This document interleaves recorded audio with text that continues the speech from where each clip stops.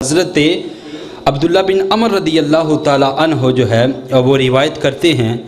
کہتے ہیں ایک دن ہم حضور کی بارگاہ میں بیٹھے ہوئے تھے، حضور علیہ الصلوۃ والسلام نے ہم کو مخاطب کیا اور ہم کو مخاطب کر کے فرمایا کہ صحابہ جنتی دیکھنے کا شوق ہو تو دروازے میں دیکھو، جو شخص دروازے سے داخل ہوگا وہ جنتی شخص ہے۔ حضرت عبداللہ بن عمر رضی اللہ تعالی عنہ کہتے ہیں کہ ہم نے دروازے کی طرف اپنی نگاہیں لگائی، دیکھا کہ ایک بزرگ جو تھے وہ دروازے سے اندر مسجد میں داخل ہوئے، تازہ وضو کے آثار جو ہے وہ ان کے چہرے پر عیاں تھے، اور ہاتھ کے اندر انہوں نے بائیں ہاتھ میں اپنا جوتا پکڑا ہوا تھا، آئے اور حضور کی مجلس میں بیٹھ گئے۔ مجلس برخاست ہوئی، اگلے دن پھر حضور کی مجلس لگی، حضور علیہ الصلوۃ والسلام نے ارشاد فرمایا صحابہ جنتی دیکھنے کا شوق ہو تو دروازے میں دیکھو۔ صحابہ کہتے ہیں ہم نے پھر دروازے کی طرف اپنے نگاہیں لگائی، پھر دیکھا وہی شخص وہی بزرگ اس مسجد کے دروازے سے داخل ہوا،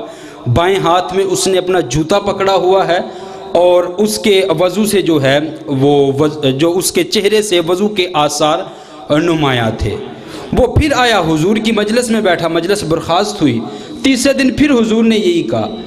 اب تیسرے دن پھر وہی شخص آیا، جب مجلس برخاست ہوئی،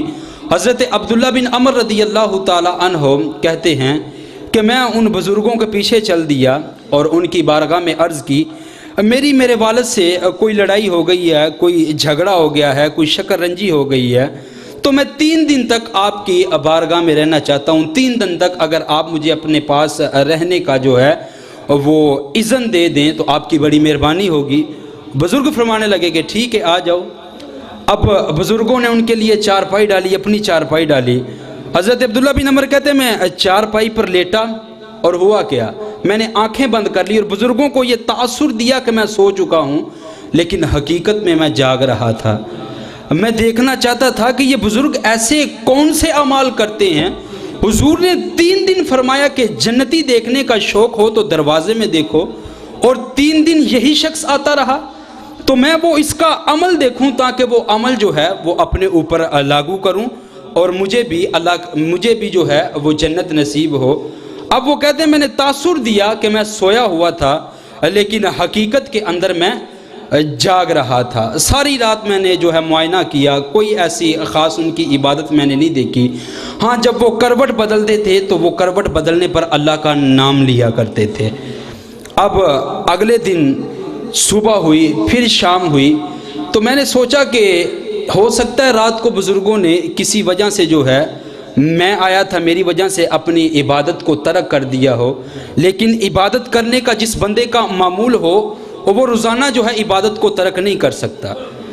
تو پھر میں لیٹا، پھر اسی طاق میں تھا کہ یہ بزرگ کوئی عمل کریں گے، لیکن دوسرے دن بھی کوئی معاملہ پیش نہ آیا، تیسرے دن بھی کوئی معاملہ پیش نہ آیا۔ تیسرے دن بعد جو ہے میں ان بزرگوں کی بارگاہ میں حاضر ہوا، اور حاضر ہو کر کے میں نے عرض کی کہ جناب میری اپنے والد صاحب سے جو ہے وہ کوئی شکر رنجی نہیں ہوئی تھی، نہ میرے والد صاحب سے کوئی جھگڑا ہوا تھا، بس حضور نے فرمایا تھا کہ جنتی دیکھنے کا شوق ہو تو دروازے میں دیکھو۔ ہم نے دیکھا پہلے دن بھی آپ تھے، دوسرے دن بھی آپ تھے، تیسرے دن بھی آپ تھے،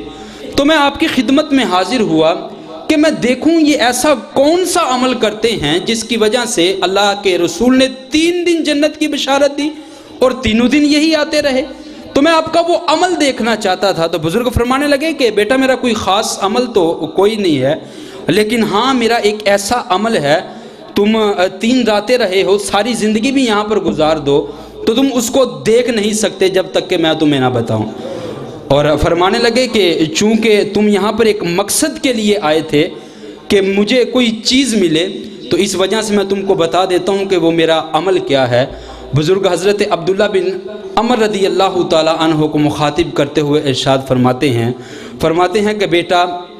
میرے سینے کے اندر جو دل رکھا گیا ہے نا، اس دل کے اندر کسی مومن کا بغض نہیں ہے۔